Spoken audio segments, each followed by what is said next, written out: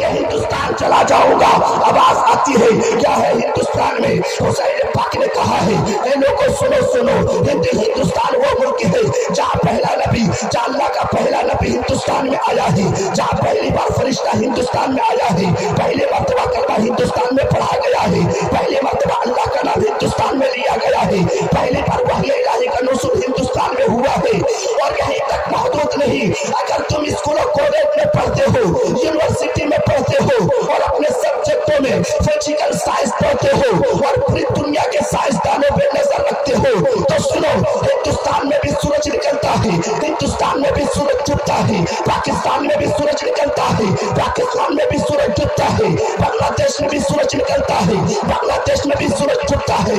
لیکن اے لوگوں سنو سنو، جب بنگلہ دیش میں سورج نکلتا ہے تو ایک 35 ڈگری پہ طلوع ہوتا ہے اور 71 ڈگری پہ غروب ہوتا ہے.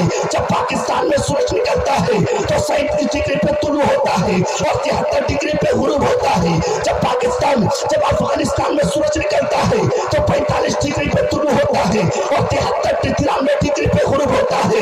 لیکن ہمارا ہندوستان کا مسئلہ ایسا ہے کہ ہندوستان میں جب سورج نکلتا ہے تو 66 ڈگری پہ طلوع ہوتا ہے اور 92 ڈگری پہ غروب ہوتا ہے. اور یاد رکھنا دوستو، یہ 66 حرف اللہ کا عدد ہے اور یہ 92 حرف محمد کا عدد ہے. پتا چلاؤ جب ہندوستان میں سورج نکلتا ہے تو اللہ اللہ کہتا ہے اور جب ہندوستان میں سورج ڈوبتا ہے تو یا رسول اللہ. یہ ہندوستان ہے.